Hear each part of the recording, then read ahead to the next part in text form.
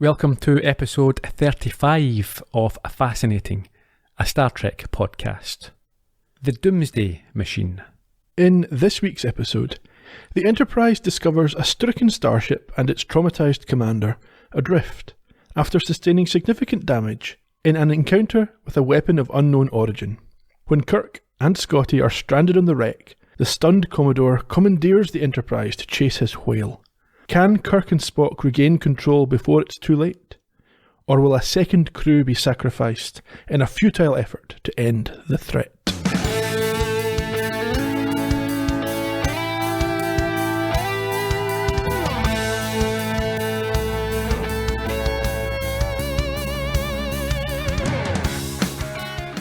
No clutter, no half-empty cups of coffee. Whatever happened didn't happen without a warning. Good evening, Ian. Good evening, Gerry. How are you? Not bad. A few half-empty cups of coffee strewn around the place. You wouldn't find me leaving half a cup of coffee, get through them all. In quick time. Absolutely. 10 a day. I probably drink about the same, but I have been leaving them, so it's a bit of a waste. Find they're going cold, the espresso shots, and having to top them up from the Nespresso machine. Yeah, I had a little bit of extra hot water just to recycle it. Yeah, no, I just tend to add another one on top. Yeah, to reheat the one that went cold. Yeah. I've done that myself. Did you enjoy this week's episode more than last week's? I enjoyed this week's episode for sure. Yeah. Oh, you weren't too down on the apple, were you? No, I thought it was fine. Yeah, I thought it was good. I really enjoyed this episode. Yeah, me too. Not without its flaws. No, I thought it was really unique compared to some of the ones we've seen in terms... Really unique. Don't make me go all partridge on you. Well, somewhat original in relation to a lot of the others, insofar as most of it occurs basically in real time. Mm-hmm. It's only about however long, an hour or an hour and a half, maybe 2 hours from the start of the episode to the end of the episode. Yeah. Which I thought was really interesting and nicely done. It was. Makes it harder to stop your notes and cut off a scene and stuff like that, but it's fine. There was no log, or certainly no log from Kirk this week. We get one from Dekker, though. We do, but is this the first time? I can't remember. Oh, I'm not 100% certain. We've certainly been getting fewer and fewer, as I've observed previously. I think we may have mentioned it. Is it because perhaps the writers and or producers are more confident that the show itself is doing a good enough job in explaining what's happening? Well, it could also be that they're confident that they've found their audience, so they're not having to catch people up every now and then, no matter when they tune in to the episode. Yeah. What would you say the enemy in this episode reminded you of? Well, something that is legal in some states, but not in this country. Yeah, certainly hand-rolled anyway. Yeah. We'll come to that in the trivia. I think it didn't please the writer too much. Ah, okay. You must have been delighted to turn this one on and find us on the bridge. As always. Shall we get into it? Let's crack on.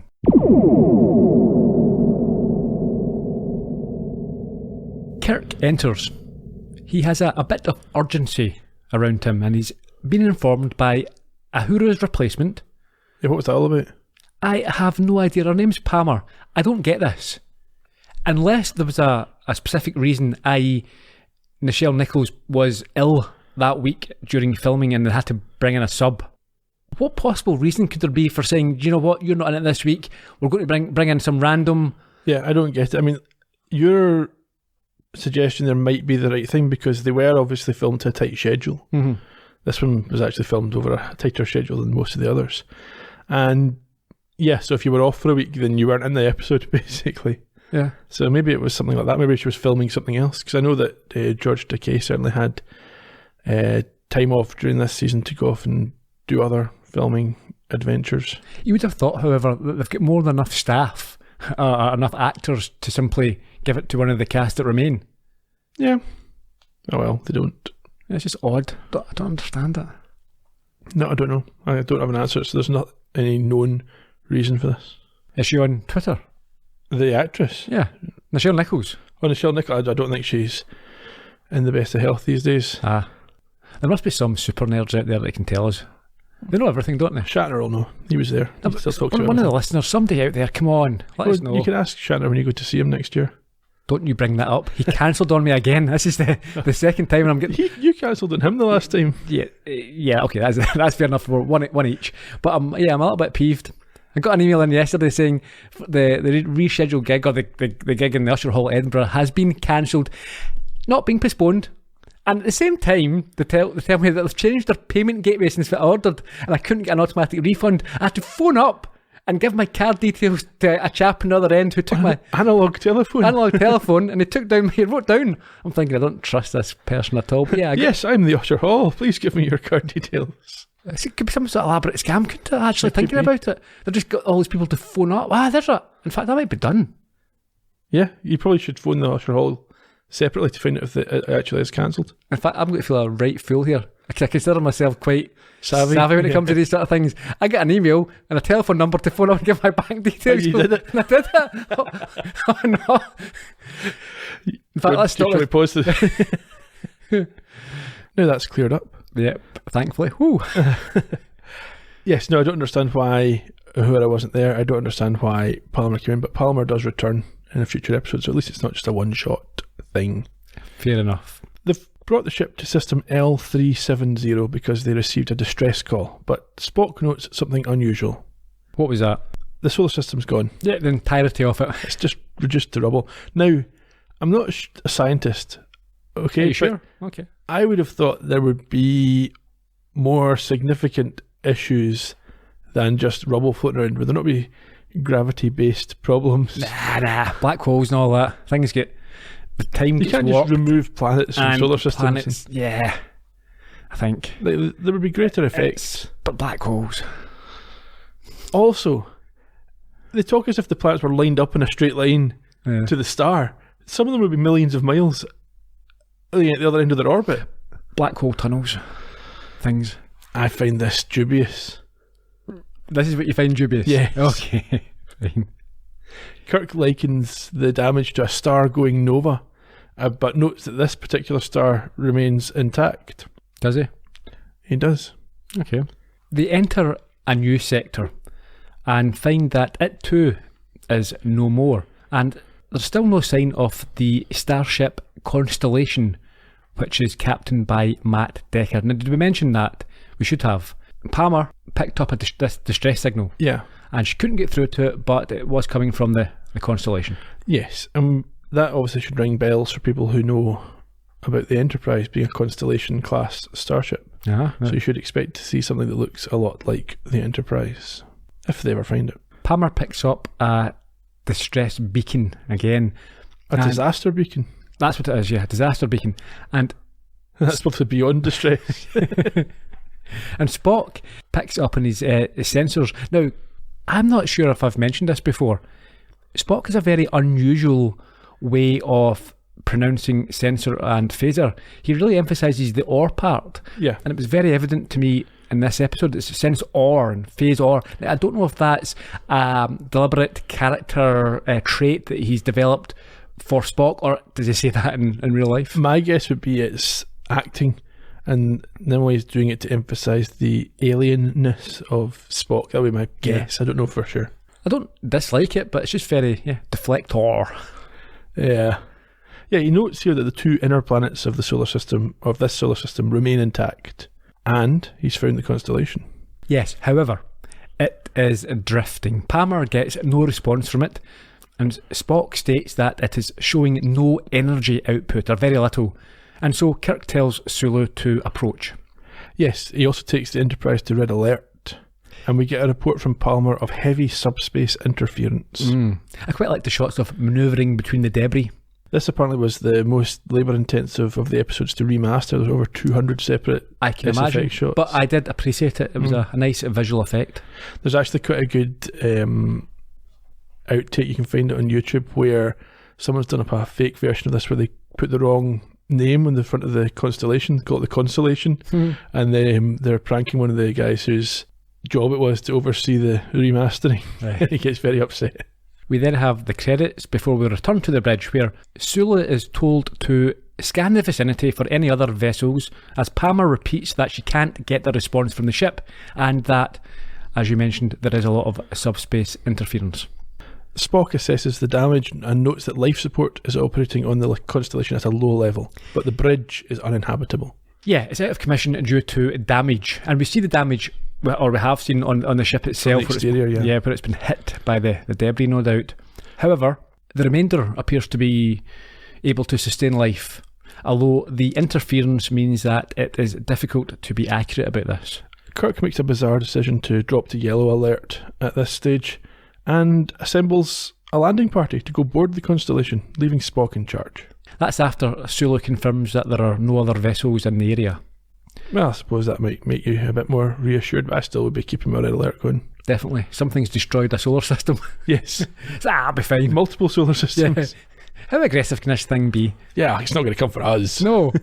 So, they arrive in the corridor of the Constellation. They must have gone to great expense to build brand new sets for this. Of course. Different spaceship. Yeah. They've not just put a bit of scaffolding up or a bit of pipe work to make it look slightly different. Yeah.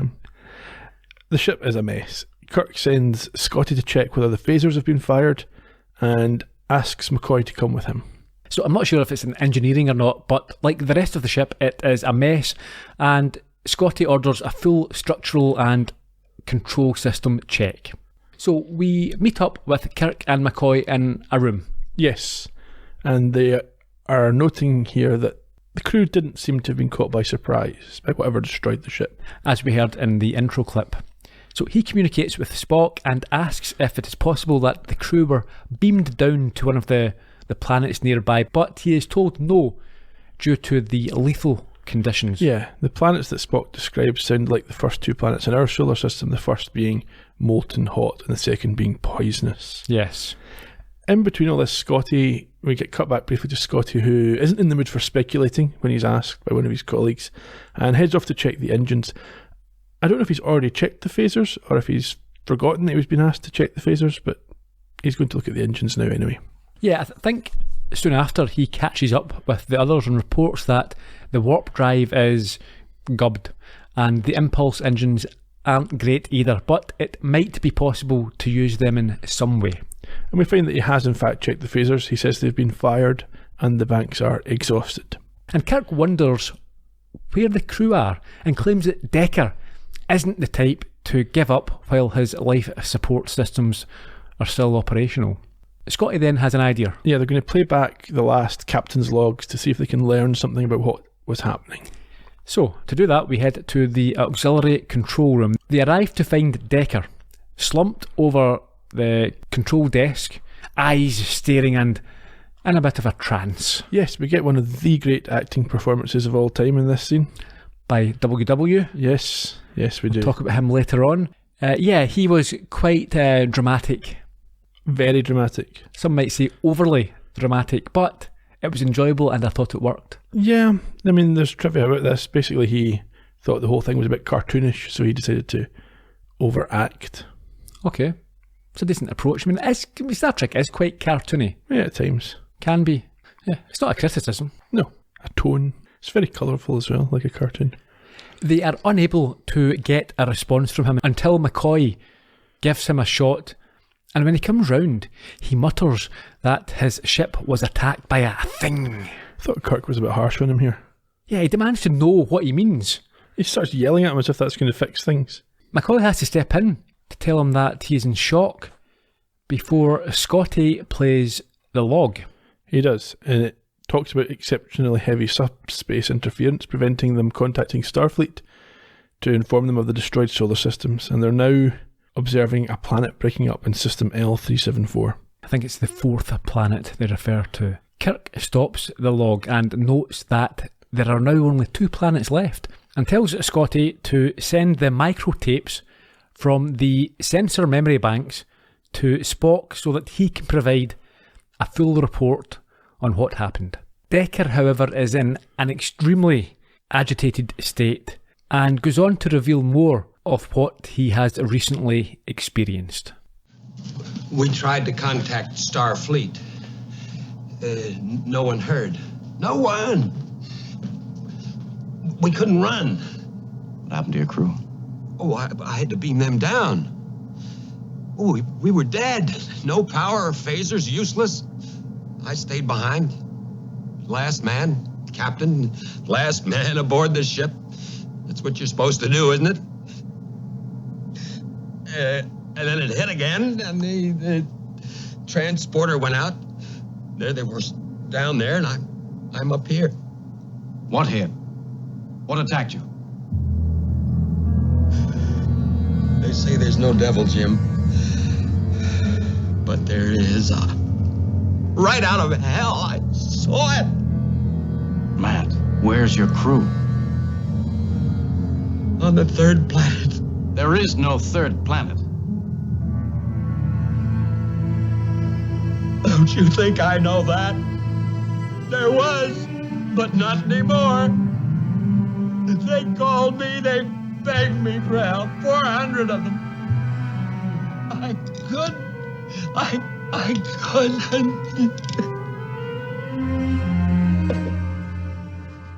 I think one of the problems I've got with this episode, one of the minor complaints, is that we never really establish what the machine, the robot is. Dekker referred to it there as the devil, but you don't refer to a machine as a devil, and it's just a little bit vague for my liking. Maybe it plays the fiddle. Washburn, at this point, makes his report to Kirk. And what's in this report? The antimatter has somehow been deactivated, which gives Kirk an idea.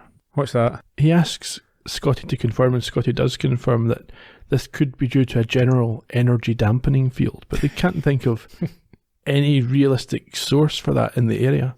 No. Dekker interjects and says that what he saw could do it, and it must be a weapon, and that it is miles long with a huge opening that could swallow dozens of starships. He's seen it, and he uses the word chop planets into rubble. Yeah. He also uses swords or something. Yeah, I'm not sure if it's just now or later, but he uses the term maw. Yeah. Which, in this country, has a different meaning. Yes, mother. You should have said gub. It's got a massive gub. Dekker says he's not clear whether the device or creature is tech or if it's organic. No, so why call it a devil? Oh, who knows? But he does say that he saw it hovering over the planets and slicing chunks out of it with a pure anti-proton beam. Pure anti-proton, which doesn't get referred to again, so who knows what that means. And also, if it wasn't pure, it doesn't make any difference. Yeah, well, it wasn't pure, it was only 80% anti-proton. Yeah, 20% of minerals. Yeah, well, that's fine then. On the bridge of the Enterprise, Spock ominously reports that now he is unable to raise Starfleet Command due to heavy subspace interference. However, the tapes from the Constellation reveal that it was attacked by a robot, a weapon of immense size and power. I have used the term for my notes here, robot, through the rest of them. I don't like it, however. No, I would say machine maybe, but I've had similar issues. Spock notes that the device, machine, whatever it is, its apparent function is to smash planets to rubble and then digest the debris for fuel. I think, again, the science isn't strong here. You would have other effects. The planets wouldn't just crumble to rubble if you tried to destroy them. And when you started destroying the outer planets, it would have an impact on the other planets. Yeah, very good, Brian Cox. I think he might know a bit more than me. Richard Feynman, he was my man. Patrick Moore. He's an old... Seen that, an old racist? I don't know, probably looked like one. I think he was. I think he hated the Germans. Did he? Yeah, I think so. Well, some people can't get over their grudges. No. Spock notes that this device is theoretically self-sustaining so long as there are planets it can eat. Yeah, well. It's a very sort of Star Wars-y thing, a planet killer. You don't really see a lot of this in Star Trek as much.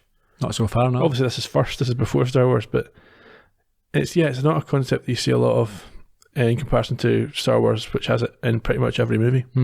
He doesn't know why it's doing it, but he does know that it is headed for the most densely populated section of their galaxy. Which we assume includes Earth, Vulcan and places like that. You'd assume that, wouldn't you? Back in the auxiliary room, Kirk and McCoy ponder who would build such a thing, and for what purpose. It makes you wonder though, if it was heading for the Klingon homeworld, would they just have let it go? Depends if the Klingon homeworld was before Earth. Yeah, if it was going to hit the Klingons, then just leave the galaxy in that direction. Yeah, it might be alright then. Yeah. Kirk has a theory. What's that? Could be bunnies. No, that's from a different show. He thinks it could be a Doomsday Machine, and then he explains what that concept means. Well, yeah, I think quite a nice line here. He asks McCoy if he knows what a Doomsday Machine is. Yeah. McCoy says, no, I'm a doctor, not a mechanic. Yeah. Also, I don't want to think about it. Yeah, so he goes on to explain the concept of nuclear deterrence and suggests that that is what this is. Yeah, I think we're meant to just assume that he's right. Yeah, a rogue weapon from years ago. Set off long, long ago, and the populations it was set off by and against are probably long gone. Dekker, however, doesn't care about theories. He just wants to know how they intend stopping it. And I think that's a fair enough point at this stage. Kirk tries to send him to the Enterprise, but he's reluctant to leave his ship. Takes a bit of persuasion from Kirk. Yeah, eventually he agrees, although he is clearly distraught about the command he has lost. As he and McCoy arrive back in the Enterprise transporter room, Spock is signalling for a red alert. Yeah, so they rush to the bridge, where Spock is on communications with Kirk, explaining that they are being pursued by a vessel that they can't lose, but they are able to maintain a reasonable distance for the time being. He also reports that there's no organic life signs coming from it. Kirk thinks they must find a way to stop it. They can't let it go on destroying solar systems. Spock, as he will be for the rest of the episode, is quite sceptical about this idea. Is he? Yeah, he says it's not likely to have a big red off switch. Not in those words, but that's basically what he's saying. It'll be difficult to turn it off. Yeah. Unlike Star Wars, where there's always a very simple way to destroy the planet killer. With the machine closing further, Kirk tells him to beam them aboard. But just then, the Enterprise is attacked and the transporter room is put out of commission, so they're forced to take evasive action. Yes, and they've only just got time to tell Kirk about it before they lose communications as well. Yeah. Kirk and Scotty at this point start playing disability bingo. Kirk laments the fact that they're now blind and deaf, and Scotty says, yeah, we're also paralysed. So Kirk orders Scotty to see if he can do anything to get the impulse engines working again at any level, and tells Washburn to try and fix the viewing screen. Yeah, he wants to watch some Netflix while he's waiting for this. Nothing else to do, yeah. Back over on the bridge of the Enterprise, McCoy informs Spock that there are no casualties from the attack, and Spock tells him that they apparently have outrun the danger. Yeah, I'm sure that's not true. No. Spock also says they were quite lucky. Yeah, I think that's based on the information provided by the status report that Dekker had asked for. Yes, and Spock indicates now that his plan is to circle around to Kirk and pick him up. This causes a major conflict though, as Dekker pulls rank and tells Sulu to ignore Spock and go after and attack the machine. A situation that has the whole crew agog. Yeah, they don't know who's going to prevail. And after some arguing, and a reminder about the result of his recent decision-making, Rank wins out, much to the disgust of McCoy. You can't let him do this, Spock. Doctor, you are out of line. So are you, sir. Well, Spock? Unfortunately, Starfleet Order 104 Section B leaves me no alternative. Paragraph 1A clearly states, To blazes with regulations. You can't let him take command when you know he's wrong. if you can certify Commodore Dekker medically or psychologically unfit for command, I can relieve him under Section C. I'll certify that right now. You'll also be asked to produce your medical records to prove it. Now, you know I haven't had time to run an examination on him. Then your statement would not be considered valid. You may leave the bridge, Doctor. Well, what about the captain? We can't leave. Doctor, you may leave the bridge. Spock? Do something. Mr. Spock knows his duty under regulations, Doctor. Do you? We get a bizarre moment after this where Sulu has to follow Dekker's orders while Spock just stands there, motionless and emotionless. Yeah. Can I ask why, I think it was last week, McCoy was able to carry out physicals with his tricorder very rapidly? You could have done that just now. And You can't do a psychological evaluation. yeah, Dekker wouldn't know there's not a button for psychoanalysis. Yeah, I think you would know. Nah, I'll just say it's new. It's all new. You can do that now. What I don't understand is why McCoy's not willing to take the chance. Although maybe Spock would just say, I'm not accepting it, you haven't done the workup. Job's worth. Over on the Constellation, Scotty and Kirk discuss the engines. They're going to try and... Well, we should say that on the screen we see the Enterprise approach Ahab's whale. Exactly. Yes, so Scotty and Kirk want to try and get their ship moving.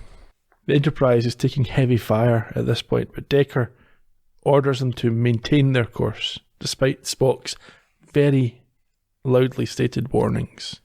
However, they then take a hit which weakens the deflectors, and Spock insists that they must retreat, but Dekker still wants none of that. Kirk is bemused as he watches this on the viewer and tries to hail Spock without success. And at round about this point, Washburn tells Kirk to try the screen again, and when he does, he is shocked to see the Enterprise firing and hitting the robot. Yes, I think he speaks to Scotty at this point, urges him to get these engines going.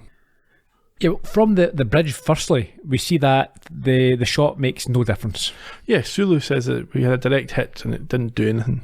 Spock continually recommends calling off the attack. But instead, Dekker ignores this and orders another assault. Over in the Constellation, a worried Kirk then tries to communicate with Spock but can't do so, and so he tells Scotty to push things to the limit in order to try and get the ship moving. Yes, and he sends Washburn down to help Scotty in that effort. At the same time, on the bridge, the Enterprise takes another hit which shuts down the deflector shields, or the deflector shields, and Palmer reports severe casualties on levels 3 and 4. Fortunately, the attacks have stopped, but it's not all good news. No, they are now in the grip of a tractor beam which is pulling them inside the Devil. Yeah, Spock has to persuade Dekker at this stage to veer off. Well, he says that if they don't manage to get away within the next 60 seconds, they never will. Yes, eventually Dekker does give in to Spock's advice, but it's too late. Yeah, I think what Spock says is that by not attempting to veer off, he would show himself up to be mentally incapable. Yes, it's suicidal. So this he does. He does, but it's too late. They can't get away. Kirk can't believe what he's watching on the screen, and again demands power from Scotty, who is now able to oblige, and so under a lot of strain, the ship struggles forward, jolting them around as it does. Yes, Kirk is thrilled to learn from Scotty that he has phaser power available. I think he says he's earned his pay for the week. Second time he said that this season. He uses these phasers that he has to distract this machine and draw its attention away from the Enterprise. Yeah, this allows the Enterprise to break free. So up on the bridge, attention is now turned on the Constellation, and Dekker orders the favour to be returned. Yes, he thinks Kirk's joining him in this attack. So they now fire themselves on the machine, and this too seems to be quite successful, although Spock notes that there is a defensive field around the machine that causes it to attack anything that gets within it. Yes, so they should stay back. Dekker asks for another status report at this point, and Spock tells him that warp and deflectors are out for a day and that repairs are underway on the transporter room and communications. Dekker is of the view that they need to turn and fight now before the machine gathers additional strength. Yeah, and this is, I think this is the time when Spock informs him that they've only got about 7 hours of fuel at current speed, and Sulu notes that the machine is closing in again and is refueling on the debris. Spock's of the view they should collect Kirk, escape, and get Starfleet warned. Palmer then lets him know that communications are back up, and so Kirk and Dekker are able to speak. Enterprise to Kirk. Commodore Dekker speaking. Matt, what's going on? Give me Mr. Spock. I'm in command here, Jim. What happened to Spock? Nothing. I assumed command according to regulations. Since your first officer was reluctant to take aggressive action against the... I mean, you're the lunatic who's responsible for almost destroying my ship? You are speaking to a senior officer, Kirk. Give me Spock. I told you I am in command here, according to every rule in the book, Captain. If you have anything to say at all, you will say it to me. There's only one thing I want to say to you, Commodore. Get my ship out of there. Mr. Spock, ship status. Commodore. Down here. Warp drive out. Deflector shields down. Transporter under repair. We are on emergency impulse power. How long to repair warp drive? At least 1 solar day. At our present rate of consumption, we'll exhaust our impulse power long before then. It's gaining on us, sir. Take evasive action, Mr. Sulu. I told you I am in command here, and I will give the orders, Captain. We are going to turn and attack. Not with my ship, you don't. Mr. Spock, relieve Commodore Dekker immediately. That's a direct order. You can't relieve me, and you know it, according to regulations. Blast regulations. Mr. Spock, I order you to assume command on my personal authority as captain of the Enterprise. Commodore Dekker, you are relieved of command. I don't recognize your authority to relieve me. You may file a formal protest with Starfleet Command, assuming we survive to reach Astora Base. But you are relieved. The power struggle between Dekker and Kirk was a highlight for me. That was good. Yeah. Enjoyed that part. Spock at this stage threatens to have Dekker arrested, and though he doesn't believe him at first, he backs down when he realises that Vulcans do not bluff. And so he gives up the bridge and is escorted out by security on the way to be looked after in sickbay, apparently. Spock tells Kirk they're going to come back for him. Of course, Dekker doesn't go to sickbay. Of course not. He immediately attacks and knocks out his guard. Takes a bit of effort. Yeah, there's a little struggle. And heads off to the shuttlecraft. He does. And I think from this point forward, we're basically running in real time to the end. Sure. On the Constellation, Scotty tells Kirk that the best he can give him is 1/3 impulse power, but the shields won't hold up too long. No, Kirk tells Spock he'll meet him at 2:15 in the afternoon. Yep, and we intercept the point. For tea. And at the same time, we see the shuttlecraft leave the Enterprise. Yes, Sulu's panel flashes. That reminded me of Mirror Mirror when Uhura had to distract him. Yes. And so he tells Spock what he has noted. On the Constellation, Kirk sees the craft jettison on his screen and asks Spock what's going on. Yes, Spock doesn't know, so he contacts the shuttle where Dekker answers and explains that he's going to catch that whale if it kills him. Yeah. Kirk is patched through and states the obvious, that he will be killed. But Dekker, and I quite like this as well, he says he's been prepared for death since he killed his crew and that he has a responsibility to them. Kirk tries to persuade him not to throw his life away, that he has value as a senior Starfleet officer, but he's not very persuasive. No, it's of no use, and we get a nice close-up of Dekker dramatically meeting his end. That reminded me of Operation Annihilate, when the guy flew into the sun. Yes, it did, yeah. Spock contacts Kirk immediately to offer his sympathies in the death of his friend and sent a card, I think. But apparently, it might not have been for nothing, as Sulu notes a slight drop in the machine's power, and Spock confirms this is the case, although points out that they are still being pursued. Yeah, but this starts a marble rolling, I think, for both Kirk and Spock. More for Kirk. Yeah. Spock's very sort of negative in this episode. He is. Also in better news, Palmer tells him that the transporter is now working again. But Kirk, because of this marble, declines immediately to be beamed aboard. Spock tries to poo-poo him, but Kirk is convinced that he can destroy the machine. Spock, listen. Maybe Matt Dekker didn't die for nothing. He had the right idea, but not enough power to do it. Am I correct in assuming that a fusion explosion of 97 megatons will result if a starship impulse engine is overloaded? No, sir. 97.835 megatons.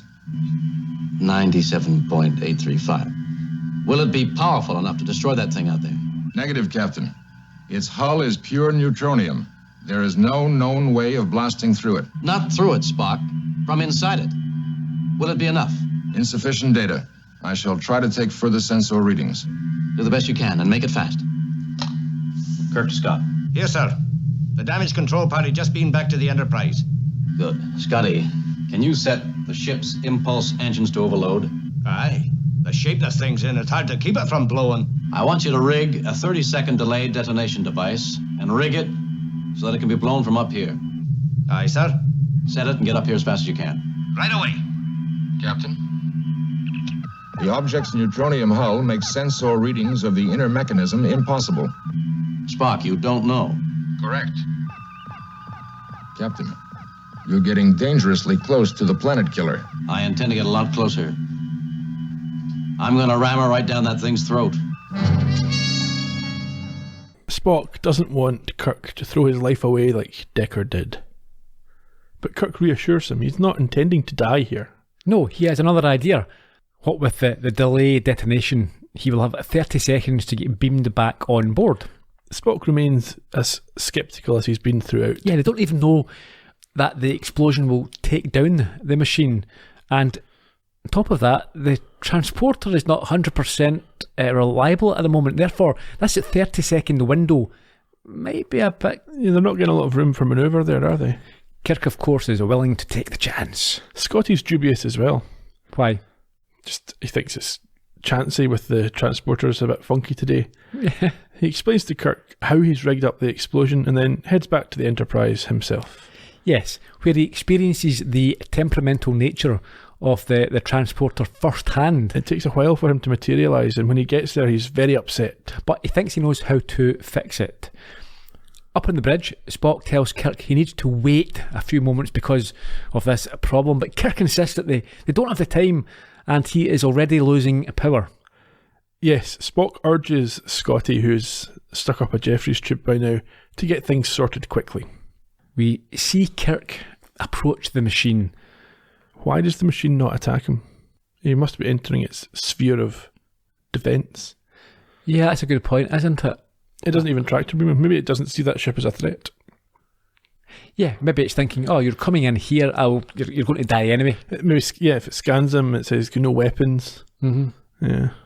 Anyway, Sulu reports Kirk's now 2,000 miles away and closing. Yeah, and we get a build-up of tension as he approaches, and it's not helped when Kirk presses the detonation button, but... Yeah, well, he's been told the transporters are working. Yeah. That's right. But when they try to beam him back, it doesn't go well. No, it shorts out again. However, Scotty comes to the rescue by fixing it with just seconds to spare. Before that, though, he's trying to fix it and doesn't know what's wrong, and Spock, clearly irritated with him, gives him advice, tells him what to do. It's like, don't you kill my friend, basically. Yeah, much to the relief of... I think this might be the first time we've seen that real sort of panic in Kirk's face. Yeah. Which I did enjoy as well. He is beamed back, though, with, I think, 5 seconds to spare, but we get a bit of tension because before we see him arrive safely, the Constellation is exploded in the maw of the planet killer. And so he arrives just in time to hear the good news that the machine has been destroyed, or certainly decommissioned. Well, they hope it has been. They might restart itself, they don't know. Yeah, they've got no idea. And it's a planet killer. It's not the type of thing, it's probably fine. Just needs to restart. Yeah, we're out of here. Turn it off and back on Let's again. go. Anyhow, Kirk and Spock discuss Dekker and agree that the captain's log will reflect that he died in the line of duty and not as a madman flying a ship into a killer machine. Now, this next bit sort of confused me. I think Kirk noticed the irony of using a Doomsday Machine to destroy another Doomsday Machine. Well, you've not quite caught that, have you? So they're discussing how, if Kirk is right in his theory about this machine, this Doomsday Machine, it serves for the race that created it the same purpose that nuclear weapons served for 1960s superpowers on Earth. Mm-hmm. As they're intended as deterrence, and if someone sets one off, then we're all screwed. Yes, I got that. So the detonation that he created on the Constellation, he notes, was similar in type to that of a nuclear bomb.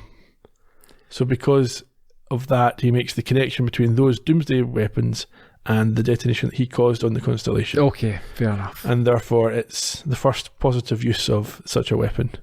I'm not sure that's true, because in earlier episodes they talked about all starship weapons being nuclear in type for a period in the past. I think Balance of Terror, because the Romulans were still using nuclear type weapons. Okay. Anyway, Spock wonders at this point if before that actually, there's quite a clear swipe at the use of the nuclear weapon in World War II. It's an agreeable sentiment for sure. Yeah. Even if a bit clumsily delivered. Yeah. Spock wonders if there's more machines like this out there, and Kirk hopes not, but who knows. Yeah, one was quite sufficient. And they're off for another adventure. Yeah. Do you think Commodore Dekker is due any credit for this destruction? Because if he hadn't insisted on the attack, they'd have been sacrificing at least one more populated system. No, I have sympathies for Dekker, and also I think it's quite clear the way he is portrayed, and also just the physical nature of him.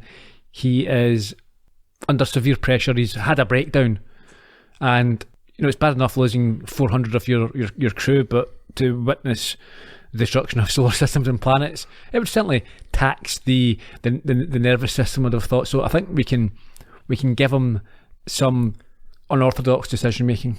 Yeah, but what I mean is, if he hadn't forced the Enterprise to attack the creature, they wouldn't have stopped it. Yeah, that turned out to be a very fine decision, although I don't... Yeah, I think the process maybe wasn't as sound as you would like. Yeah, he was just after revenge. Do you think the Moby Dick analogy then was too on the nose? No, I wouldn't say it was too on the nose. I think it was just right. That's a good point, because the actor didn't realise until years later that it had been a Moby Dick analogy. Right, okay. Apparently it was brought up to him and he was like, oh yeah. Who is the actor? William Windham. We'll come to him. Will we? Okay. It was a rhetorical question. I thought maybe you would lead into the trivia there, but no, fine. No, he's not first anyway. Okay. Did you like the replacement of Uhura in the end? She's alright, but I would like to... I'm more interested in knowing why she wasn't in the episode. So again, if anyone has that information, they must have... Someone will know. Someone will have asked her, or one of the writers. Okay, on with the trivia then. The show originally aired on the 20th of October 1967. And it was a return to the familiar direction of Mark Daniels, who took the reins for the 9th of his 14 Star Trek episodes. We're getting to the end of his run. We discussed him in more detail back on The Man Trap, so if you want to go all the way back to episode 1, you can hear more about Mark Daniels. The writer was a man called Norman Spinrad. I like that name. This was his only Star Trek episode, and he actually did very little writing for the screen. But he is, however, an acclaimed science fiction author and critic, said to be as irritating as Harlan Ellison. Okay. He was born in 1940, so he's now 80 years old. William Windham, you've been hinting at him for some time. Well, that's the Columbo connection this week, and also, on you go. Yeah, he appeared as Commodore Dekker and had a long and prolific career, appearing in recurring roles on shows like The Farmer's Daughter and Murder, She Wrote. Yeah, Murder, She Wrote is his most famous. Well, for people who like Murder, She Wrote, it is. Well, yeah. That's his most... He was in hundreds of episodes of that, I think. 65, according to... Is that all? Yeah. Felt like more. I think I didn't write that down. I think 65, yeah. Okay. He also has 2 Columbo credits to his name. So he was in that makes him this week's connection. He was in the TV movie Prescription Murder as Burt Gordon. That introduced Peter Falk in the role, as people will know, and wasn't really part of the series. He later appeared in season 1's episode Short Fuse as Everett Logan. He died in 2012 when he was 88. Seth Hazlitt for me. It's always Dr. Seth Hazlitt. Elizabeth Rogers played the usurper, Lieutenant Palmer, in the first of her 3 appearances on the show, 2 of which will be as Lieutenant Palmer. She also appeared in Bewitched, The Waltons, and Little House on the Prairie. She died in 2004 at the age of 70. Jerry Catron was Montgomery. I think he was the guy that fought with Dekker on his way to the Shuttle Bay. Okay. This was the second of his 3 appearances on the show. He also appeared on other shows like Rawhide, Batman, and The Man from U.N.C.L.E., and died in 2017 at the age of 85. On with some trivia. William Windham as Dekker compulsively played with cartridges during the episode. You can see him sort of turning them over in his hand. He says this was a tribute to Humphrey Bogart's Captain Queeg from the Kane Mutiny. Oh, there you go. I already mentioned he didn't realise he was a Captain Ahab figure until years later. This is the first episode with the new look engineering set. Mark Daniels got a $500 bonus for completing filming in 5 days rather than 7. I think he had a bet on with the crew. Back in the 60s, that would be not to be sniffed at. The machine, how do you think they created the model for the original Doomsday Machine? No idea. They dipped a windsock in cement. Oh, that would have been my first guess. The writer, Mr. Spinrad, did not like it. He thought it should have all sorts of evil weapons coming out of it. And instead he got a sort of tube that looked a bit like a hand-rolled joint. Yes. Okay. Robert Ryan, you may have heard of him. He's in some movies. Yeah. He was Spinrad's choice to play Dekker, and he was willing and interested, but unfortunately scheduling conflicts made it necessary to cast William Windham instead. Good choice. A couple of international titles. In Germany, this was a Planetenkiller, which means planet killer. And in Japan, it was Uchu no Kyodai Kaiju, which is the giant monster in space. Ah, come on. That could be any episode of Star Trek. Yeah. Next time, it's the 7th episode of Season 2, Cat's Paw. That sounds terrible. Yeah, I think it's a little less well remembered than this one. In the meantime, we're all over social media. We're at Trek Podcast, Twitter, Facebook and Instagram. You can find us on www.astartrekpodcast.com or on YouTube, and you can leave your thoughts, reminiscences and complaints there. Okay, until next time, Cheerio. Bye bye.